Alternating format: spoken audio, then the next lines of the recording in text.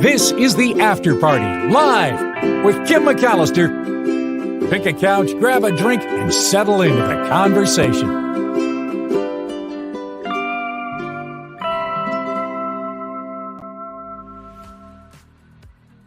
Hey, happy Tuesday. Good afternoon to you. This is the After Party Live, and thanks for being here. Reading about the eclipse and listening to Dr. Andrew Fracknoy, it sounds like we're going to see some really cool stuff, so even if we're not in the path of totality. Also reading that we've got another storm coming into the Bay Area, and this one could mean snow at lower elevations. So that is expected Wednesday through Friday. We've got rain, chances of thunderstorms across the state of California, snow levels as low as 1,500 to 2,000 feet, even in the Bay Area, where we don't get snow very often, and snow in the spring is even more rare. So it'll be interesting. It's going to be really, really chilly as well. So prepare for that. It is Travel Tuesday.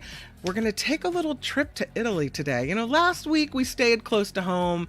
We looked at places we might actually be able to go.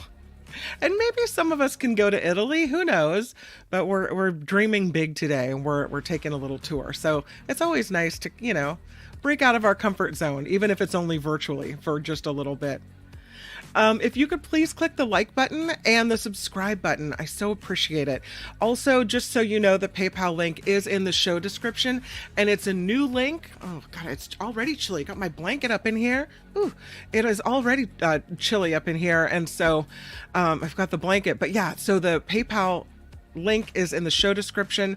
And at this point, as Mark was mentioning, this show is demonetized as we change from one Google account to another. They make you wait 32 days, I think it is. So it'll be a while, and thanks for your patience on that. And again, thanks for all the ways that you always help the show. I appreciate it very, very much.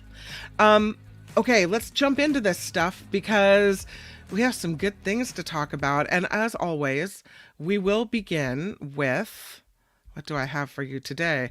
We will begin with animals, because this bear escaped from a zoo, and I have a picture for you. Here it is. This little guy, he got out. I mean, he's not so little if you're faced with him at the zoo, right? You're like, wait a minute, he's supposed to be enclosed. Not that I want animals enclosed, but if I'm at a zoo, I don't necessarily want to come face to face with them. Officials at this zoo in northeast India said a fallen tree is what allowed this bear to escape its enclosure. The animal is believed to be somewhere on zoo grounds. They don't think this bear got out into the community. It's at the Aizawi Zoological Park in Mizoram, and they issued an alert saying recent strong winds brought a tree down in the bear enclosure on Monday and gave the animal a way to climb right out of the enclosure. And this bear totally took advantage of it. He's believed to be hiding somewhere on the zoo grounds. They've borrowed some humane traps from the College of Veterinary Sciences and Animal Husbandry in the nearby town. This bear has lived at the zoo for its whole life. Is not believed to be aggressive toward humans, but, you know, you got to be careful. But staff members are walking around the place armed with tranquilizer guns just in case, and they're on the hunt for this bear. They've closed down the zoo until they find it. So, yikes. Hopefully he's captured safely and everything's all right. He's very cute. Just wanted take a little walk. Just wanted a little freedom. Can't blame the guy for that, right? Yeah, I know. He's cuddly wuddly, Rev. Hi, Rev, by the way. Nice to have you on the live show. He's cuddly until all of a sudden, you're face to face with him, and then you're like, uh-oh. Where can you help with the show? Well, just being here is lovely because I really do want to keep the show going. So you can see that we don't have as many viewers as we normally do. And I really want to build that up, and I really want to keep it going. So every day I post a short video, like a 60-seconder. If you can share it, get people to come watch or even subscribe, because right now I think we're almost at 2,000 subscribers, which I know when you look at Mark's 30,000 is a drop in the bucket, but it would feel really good to get to 2,000. So if you share it, if you tell people to subscribe to it and like it, all of that is so important. So thank you. I sing. Oh, when did I sing? Well, thank you. I don't I don't think so, but thank you. I don't remember the last time I sang. Sometimes you never know. All right, let's move on. I kind of don't want to because I love to see this cute little bear here on the screen. But we do have other stories to talk about today. And those include the annual gathering in Kyle, Texas. They did it last year and they're calling all Kyles again, trying to break the record, the Guinness World Record, of the biggest gathering of people with the same name at the same time, right? There was another one, the Ivan Gathering. And I'm not sure if Ivan holds the current record as well right now, but they're trying to do it again in the city of Kyle, Texas. They're making another attempt at breaking the Guinness World Record for the largest same name gathering. So it is a gathering of the Kyles. As you can see here, a Textravaganza. So last year, they managed to get 1,490 people named Kyle to come to Kyle, Texas for this event. I don't know if they set the record. I think that Ivan still holds the record. But the official gathering of the Kyles takes place on May 18th as part of the Kyle, Texas, which is the name of the town as well, fair, right? Yeah, the current record for the largest same name gathering, first name only, was set in 2017 when 2,325 people named Ivan attended an official record attempt in Bosnia and Herzegovina. I mean, you can tell that I love these wacky stories that I actually knew it was Ivan, right? The city of Austin, Texas hosted another attempt at the record in February with the Ryan Rodeo. They tried to take the title by bringing together all the people named Ryan. You would think there would be more Ryans in the world than Kyles. Ivan's pretty popular. I don't know. The Ryan Rodeo fell short at stealing the title from Ivan. So we'll see how the Kyles do this year. If your name is Kyle, you have an invitation in Kyle, Texas to go check it out and be part of history, I guess you could say, right? How about this message in a bottle?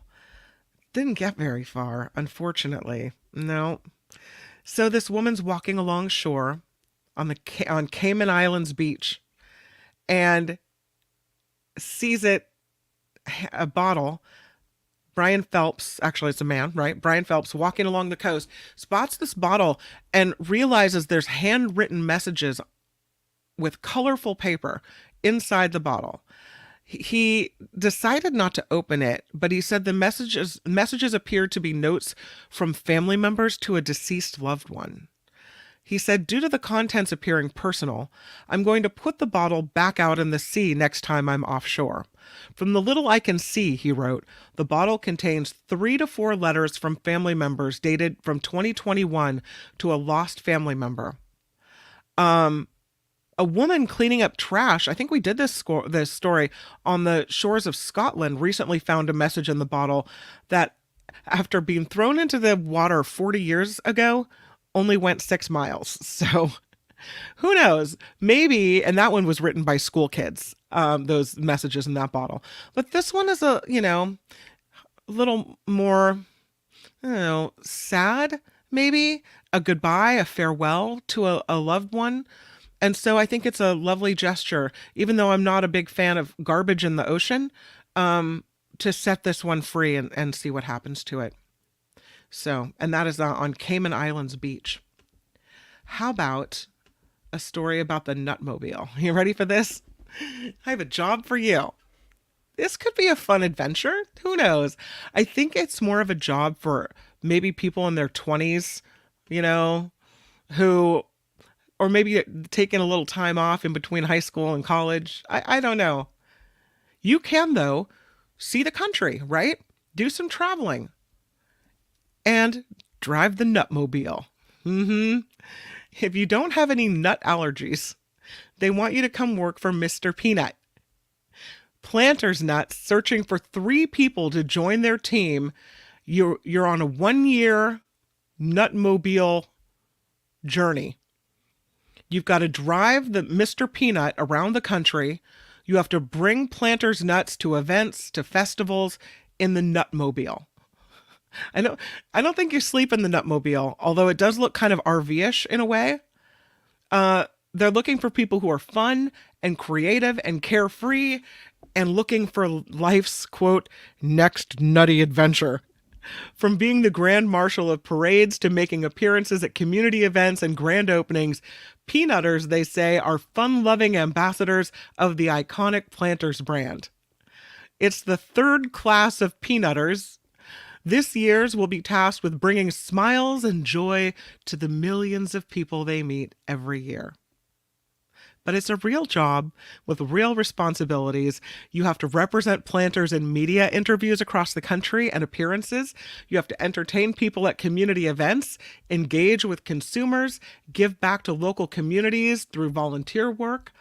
They want you to be a college grad, especially if you're in a media-related field with a desire to travel, an appetite for adventure, and proficiency in nut-related puns. Again, 1-year gig. It starts in June of 2024. They don't say how much it pays. Probably not very much. But if you want to do it, I mean, it would be an experience, right?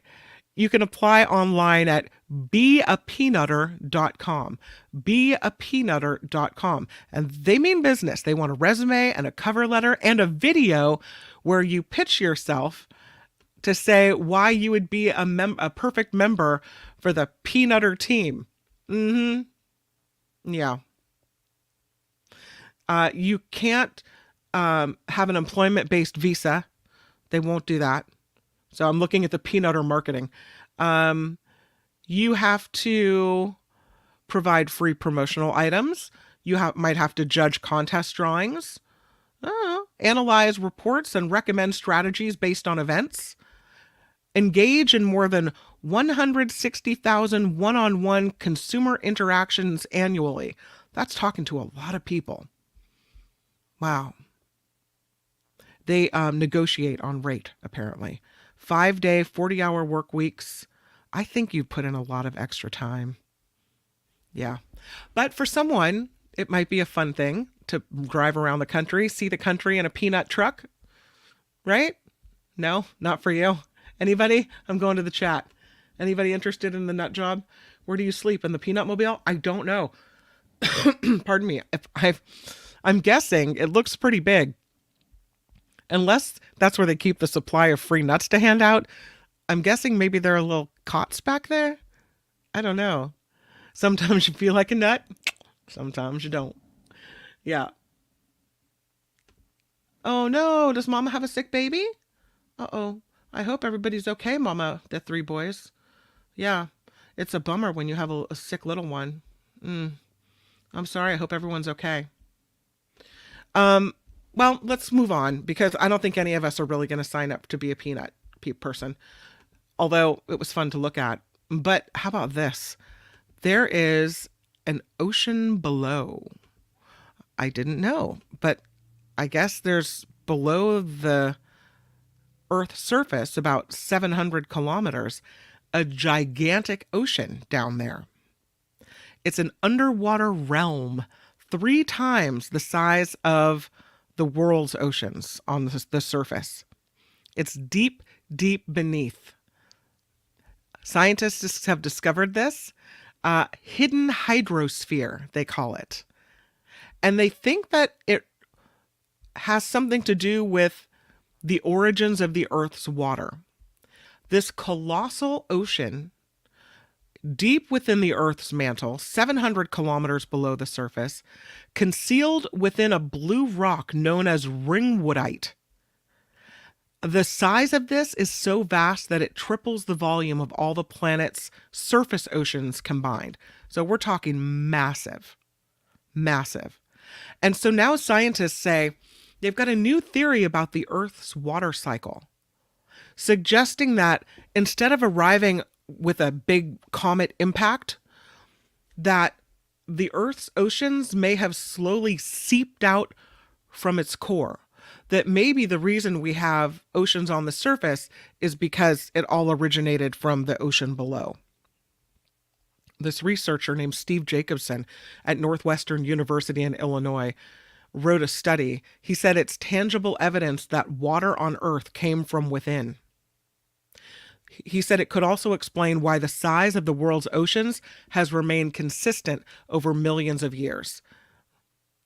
The underground ocean, in order to look at it, check it out, they had 2,000 seismographs across the United States, analyzing the seismic waves from 500 earthquakes. The waves traveled through the Earth's inner layers, including its core, and slowed down when passing through wet rock. And that allowed scientists to figure out that there was a presence of this massive water deposit.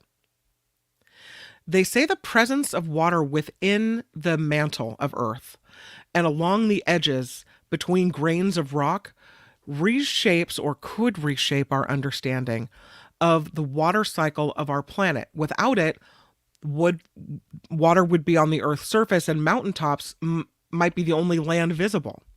But with this discovery, researchers are trying now to gather more seismic data from around the world to figure out if this mantle melting is a common occurrence. We need to maybe tinker with our understanding of the water cycle on Earth and how all these things happen. So that's so cool. Oh, I have another picture I was going to show you too. This is beautiful. Yeah. The ocean below. How about some space debris? A little space debris on a Tuesday. It's not very fun if it falls on your house, that's for sure. This object that crashed through a roof in Florida may have actually come from the International Space Station. So NASA's got it. They're looking at this 2-pound object that came rocketing through this man's roof in Florida, trying to figure out whether it came from the International Space Station or not. Alejandro Otero said the object crashed through the roof of his home in Naples at about 2:30 in the afternoon on March 8th. The sound was recorded by his Ring security camera. It was loud. U.S. Space Command recorded the re-entry of a piece of debris from the International Space Station right around the same time over the Gulf of Mexico, with a trajectory that would take it towards southwest Florida. The debris was a cargo pallet of depleted batteries that had originally been intended to be returned to Earth in a controlled manner. Well, that didn't happen because a failed Soyuz spacecraft launch led to an interruption to the International Space Station schedule, and the pallet of batteries instead headed back to Earth in uncontrolled re-entry. Nobody hurt, even though Otero said his son was home when this thing came barreling through the roof. The object was turned over to NASA to figure out whether it originated from that same ISS pallet of batteries or not. It used to have a cylindrical shape. They say you can tell by the shape of the top that it traveled in the direction through the atmosphere. Whatever you burned created this burn and melted metal over one direction of it. Kind of weird. I mean, imagine that thing just coming straight through your roof and into your house. I'm surprised it didn't with that drop, go through the floor and keep on going. So they're checking it out. I guess there's some danger to living in Florida. All right, guess what time it is? Whoop! It's time for Travel Tuesday. That's right. Travel Tuesday it is. How about this beautiful village in Europe? It's in Italy. Not very many people live here. They're struggling to sell off empty homes in this town. And so they're offering them for €1. €1. Buy a house for €1, move there.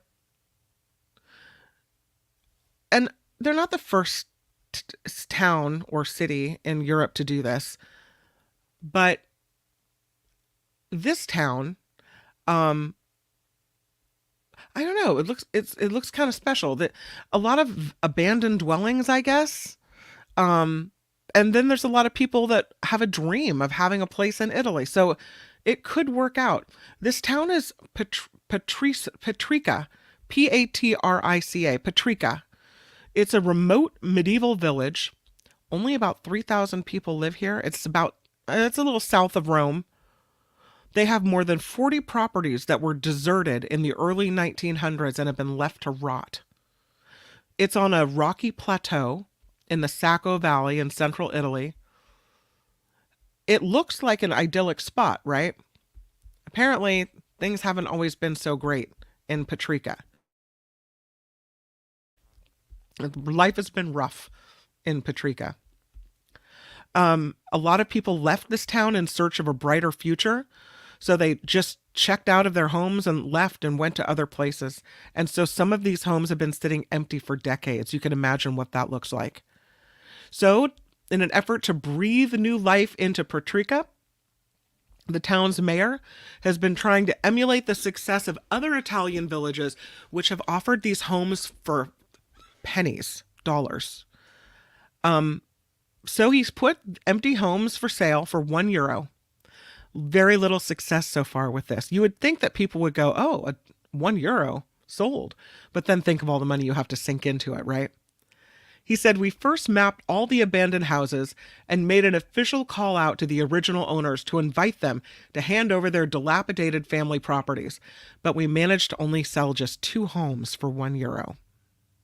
So the availability of owners or heirs, they said, they have to first get people to say, yes, you can have this property. We no longer need or want it.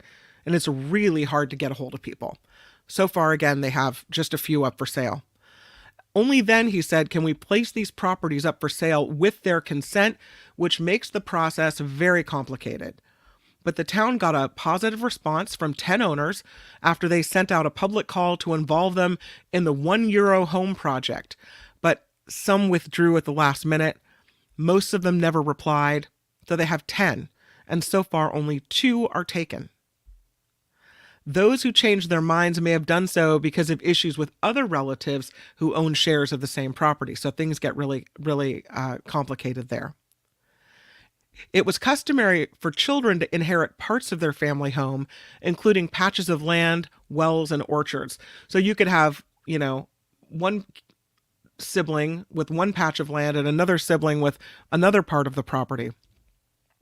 The disposal of potential €1 homes, though, because of this relative sharing of the same property, makes it very, very difficult. Some of these people don't even know each other anymore, right? Decades later, and hardly speak to each other. Others lived in distant cities or even abroad.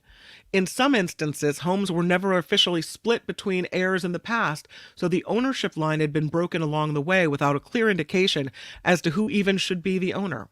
So tracking down the descendants has been really tricky. A lot of people are in the US, they're in Canada, they're in Argentina. If someone came to you and said, listen, I've got your ancestral family home in Patria, Italy, and I'd like to sell it to somebody for €1, I would say, sell it to me for €1. I don't know. It just seems like what an opportunity, right? So the only 2 abandoned homes in Patrica managed to sell as part of the €1 scheme were fully owned by 2 locals. So that meant they didn't have to go looking for 4th cousins and siblings and all this other stuff. And they sold those without any complications at all. So they're still working on it. We'll see. It's a beautiful area. Really, really pretty. This is not the last stop in Italy for us on Travel Tuesday. But I wanted to see if anyone's ever done this. It's called a hush trip. I found the story on the Huffington Post. And it makes sense that it would be a new thing. What's a hush trip? All right. It's where an employee who works remotely from a location, wherever, takes a trip and works from a location other than their usual one. So for me, that would be, here's what it would be. I take a trip, but I don't tell Mark or Nikki that I'm leaving, or all of you. I just take a trip and I can broadcast from anywhere. So all of a sudden, the next time you see me, there's a beach in the background, right? I mean, with me, you'd know exactly what was happening, but a lot of people don't have to appear on video or could have just a general office background. So a hush trip is where employees work remotely from a location other than their usual one without informing their employers. And this has become more popular because during the pandemic, a lot of people figured out, okay, it doesn't matter where I work, so I could work from anywhere, right? So It's changed the way people travel. Maybe instead of taking vacation time and completely unplugging and disconnecting from work, you take a working vacation. And after you're off of work for the day, you go sightseeing or try new restaurants or go see new things. So this is called the hush trip. This is a temporary setup where employees might simply work from a beach house an hour away from home for a few days. Maybe they travel to a different time zone. Maybe they take an international trip, whatever. So they just log on, do their job from anywhere. And the mindset, according to this article, is why even bring it up to your employer? If you're going to be in the Bahamas, you're still working, so it doesn't matter where you're working from, right? The hush trippers keep doing their work tasks. They take their Zoom meetings, and they never mention where they're located. They work from their hotel rooms or coffee shops, or even in some cases, those places where you go and it's like a co-working environment. You can rent an office for the day type of thing. Some people disguise their IP addresses and their locations with VPNs or other things you can do to mask where you're really from. And the concept is similar to what they call bleisure travel, which involves combining business and leisure. Bleisure. So the bleisure travelers can go on a work-related trip, but then tack on a little extra time on the front or back end for a vacation. They might also work remotely from their destination in between relaxation and doing tourist stuff. So with the hush trips and the bleisure travel, sometimes employees take friends or family along. Maybe they go solo. Doesn't matter. But it's an opportunity, they say, to have these experiences and not have to stop working at the same time. It's a new part of the remote worker lifestyle. It's interesting.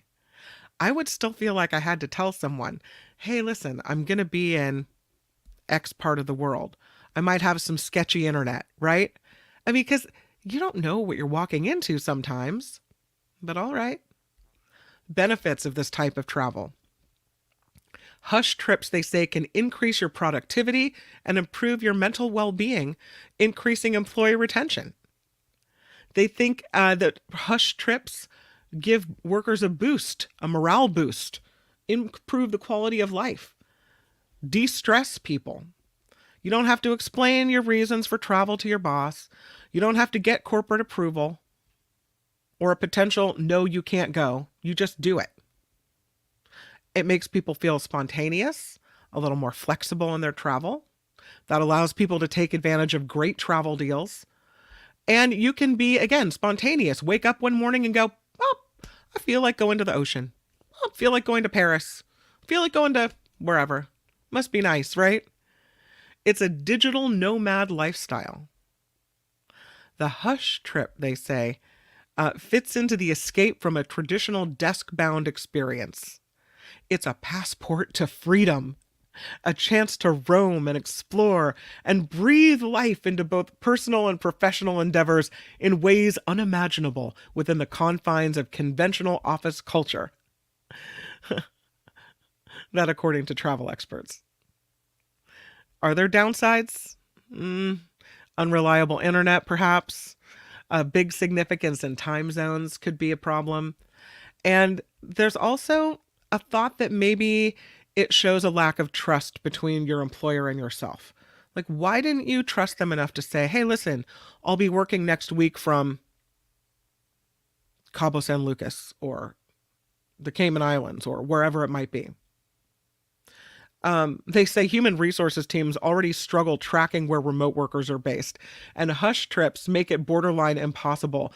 It also, they say, opens up potential tax, privacy, and legal issues depending on where people work from unannounced. So for employers, they don't see it the same way as the employees. Still, it's interesting, and it's changing the way people travel and changing the way people do things. Would you take a hush trip? Would you do it? Wes says he thinks it's more of a millennial thing. Seems like something you would do when you're still fairly young. Maybe. I don't know. I mean, maybe you're in your 50s and you worked hard your whole life and you're like, I've never really taken vacations. I've never really seen all the things that I wanted to see in the world. And I know that I can work at the same time and I don't have to, blow my vacation time that I maybe wanted to use to go home for a family holiday or something. And I can just go do it. If you have to hide that from your work, it's probably time to look for a new job. Yeah. Deidre says, I have a bookkeeping and accounting business. I can work remotely most of the time. But in this case, I mean, you're kind of the boss. So it's not like you're really lying to anyone, right? Mo says they call it a traveling salesperson. No, the traveling salespeople, I mean, they know you're traveling around. This is like a secret. It's a hush trip. So your boss doesn't know where you are. It's all very on the down low. He says if you do it on a company dime, you might actually get an expense account. Heather says, it sounds great until something unexpected comes up at work and you're unreachable or you drop the ball in some other way. You're exactly right. Sounds like another reason employers will require in-person work some percentage of the time. So yeah, it sounds good. Thanks, Lori, for that. It sounds good until, it doesn't, until something goes wrong. But maybe it's allowing people to see the world in a way they didn't think so. They never thought they would. Speaking of trips, how about this? Big, massive plane. She's a big one. Yes, she is. This is the Windrunner. It's a gigantic new aircraft design, and it's supposed to be the largest plane to ever fly. This plane, it's a Colorado-based energy startup company named Radia, and they're developing the biggest aircraft in aviation history. It's called the Windrunner airplane. The mission? Deliver gigantic 300-foot-long blades to wind farms. So it's built to transport parts of these turbines or turbines. To help the world meet its decarbonization targets, it'll use sustainable aviation fuel. It needs only a simple packed dirt or gravel runway to land on. It'll operate from regional hubs and can land on airstrips as short as 6,000 feet. That is something they say no other large or commercial aircraft can achieve. Windrunner will have a cargo bay volume of 272,000 cubic feet. That's enough to hold 3 Olympic swimming pools. This is a big plane. It's 12 times the volume of a Boeing 747-400. And at 356 feet in length, it's 127 feet longer as well. The wingspan, 261 feet. 4 bowling lanes laid end to end. It dwarfs the heaviest aircraft ever built as well, which was the Antonov AN-225. The aircraft scale, groundbreaking. The engineering isn't, though. They're focusing on existing technology and safety by using tried and true aviation methods, they say.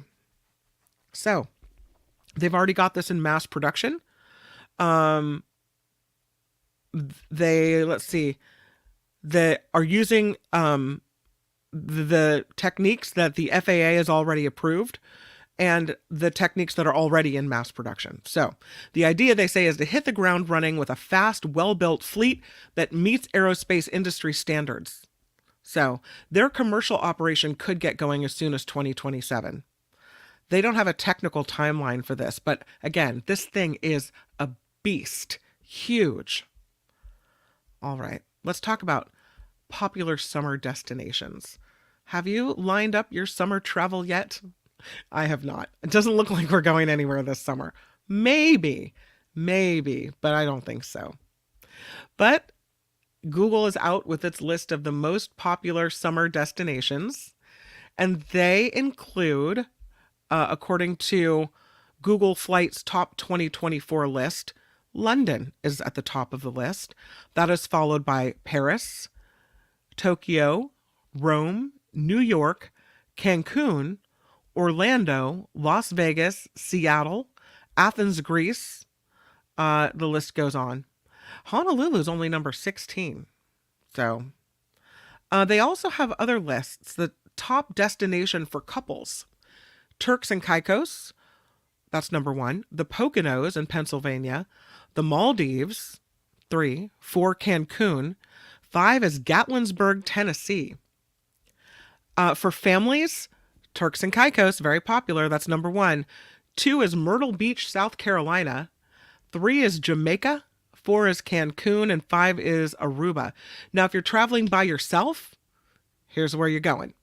Number 1, you're going to Bali, Indonesia, or Japan. Number 2, 3, Acadia National Park in Maine. 4, Turks and Caicos again. And 5 is Costa Rica. So those are the most popular travel spots for singles, couples, families, and then just generally. But the most is London. That's generally. And then the second is going to be Paris. So there you have it. Okay, you guys ready to go back to Italy? Let's do it. Or at least dream of it. We have for you 5 Italy itinerary ideas for your next La Dolce Vita getaway.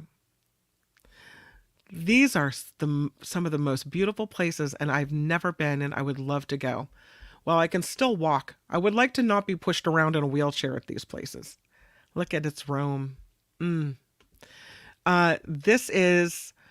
can travel to Rome, Venice, Florence, and Rome. 10 days, they say, is a good start for appreciating the history, the charm, and the gelaterias. It's the Italian trifecta: Venice, Florence, and Rome. In Rome, which would be the final stop on this trip, of course, you can immerse yourself in history. There's escorted tours to some of the city's most spellbinding monuments, the Forum, the Colosseum. Take a guided tour of Vatican City, marvel at the Sistine Chapel and St. Peter's Basilica. End the journey with a toast to the Eternal City from atop the Spanish Steps at the 87-room Hotel Hassler. Pretty nice. Or what if you wanted to go to Florence? So pretty. Right. Well, good. You can take in the Renaissance architecture from the 63-room Hotel Lungarno. Take a stroll in the famous square, Piazza della Signoria, before visiting the Uffizi Gallery to admire the great works of Michelangelo, Da Vinci, and Giotto. You can learn the art of cooking authentic Tuscan cuisine or savor world-class wines in the rolling hills of Chianti. And hey, don't forget, hit Venice while you're there, right? I know they've been having problems with over-tourism there. But they're calling this classic jaunt, Venice, Florence, and Rome, a trifecta. So in Venice, you can check into a lagoon-facing suite. They recommend the 52-room Londra Palace Venezia before heading out on a private walking tour that is all about the rich history of this place, and then take a gondola ride through the canals. We can dream. Hey, we're just dreaming over here. We're not over tourisming, right? We're not creating the problem. We're just dreaming about it.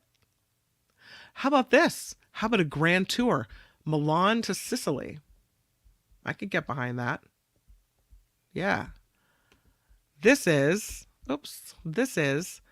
Milan to Sicily. They say you need a 2-week journey for this one.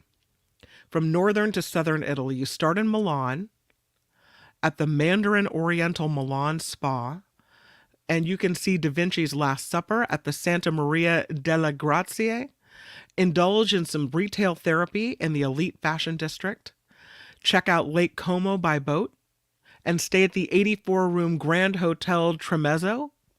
From Milan, spend a few days soaking in the Tuscan countryside, check out the medieval hill town of Siena, or check out the coast, Cinque Terre, for seaside afternoons or al fresco dinners, and then take it down to the Amalfi Coast. There it is. How beautiful is that? So nice. At the Amalfi Coast, where the sea dips in the sea near Capri, pair with an afternoon walk along Pompeii's ancient streets. You can stay at the 66-room Hotel Santa Caterina. Beautiful. Just some of the places you can go. They also have they call it an unexpected getaway. Verona, Bologna, and More. That's a 12-day tour. So it looks like they're breaking it up for us. That's all right. The hotel they recommend in Bologna is the Grand Hotel Majestic Gia Baglioni.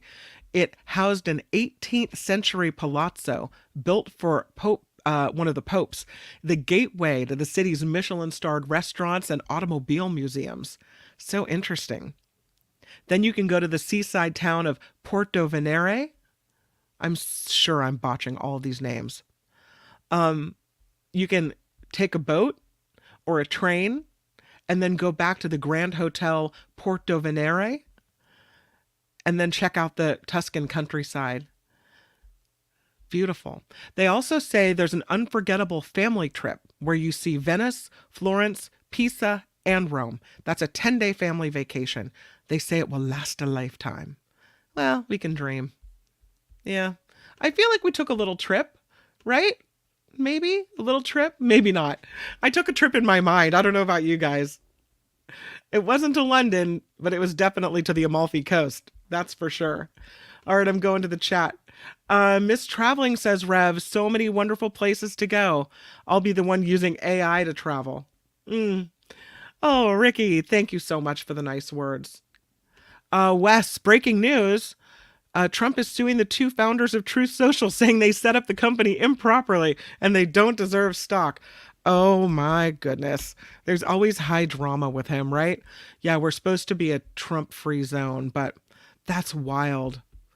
Maybe he's mad at what the company really looks like on paper, but it wasn't a surprise. So, yeah. Heather says, if you go to Bologna, you can visit the Lamborghini factory. That was a life-changing moment for me. How cool is that? We can live through you, Heather. That's awesome. Murphy says, what about Naples? Get original pizza. I love the ideas. Heather says, Salerno was a great little town close to Pompeii. Loved Florence too, but felt like Rome was more fun. Oh, Murphy says, last time I was in Rome, it was really polluted. Very bad air quality. Natalie's down with the Google list and going to Acadia National Park. Sounds beautiful. I've never been to London. I can actually say that I was in Paris. And I did go to the Eiffel Tower, went all the way up to the top. It was very beautiful. But a lot of people selling stuff, a lot of poverty around there, it seemed like. And they really warn you to be very careful of pickpockets and people trying to clone your credit cards if you don't have the special purse with the, the credit card blocker type of thing. So yeah. Ricky says, don't pick destinations. Belle and I choose a direction. Oh, that's kind of fun. How do you know how far to go though? Whether it's an international or whether it's a situation where you're staying domestic. I don't know. Yeah. Wes, you have a brother in Germany that works for a company that makes the turbines and the insides of those huge wind turbines. I have a sister-in-law that is an environmental engineer and works on those turbines. She has to climb all the way up to the top of them and she takes pictures from up there. It sounds amazing, but also really, really scary. But I'm so proud of the work that she's doing to make the world better. About hush trips, Deidre says, I'm my own boss, but I don't let my clients know I'm in Maui because I don't want them to think I'm not serious about my work. Oh, yes. How can I help you today? What's that in the background? Just the crashing waves of the ocean. I'm in Maui. Yeah. No, I'm really working hard for you. I get it. That's funny. Thank you guys for hanging out with me and taking a little trip to Europe with me. I don't know about the home for €1. I think that's a lot more expense. I hope they figure it out though. I hate to see a little town like that struggling so much to attract new people and having these places just sit there empty and rotting. It doesn't make much sense. But again, I appreciate you guys being here, and until tomorrow, I will say goodbye to you. Oh, tomorrow on the Nikki Maduro show, it's going to be a good one. We will start at 9 a.m. Then on the Mark Thompson show tomorrow, it is going to be John Rothman on the Mark Thompson show, followed by Belinda Weymouth, who should be back from her trip, and we'll talk about her travels and all the things that she's seen. But I hope you make it a great day. Have a lovely rest of your afternoon, and I'll see you right back here on the after party tomorrow. Thanks, everyone. The After Party Live would like to thank the following contributors and viewers like you.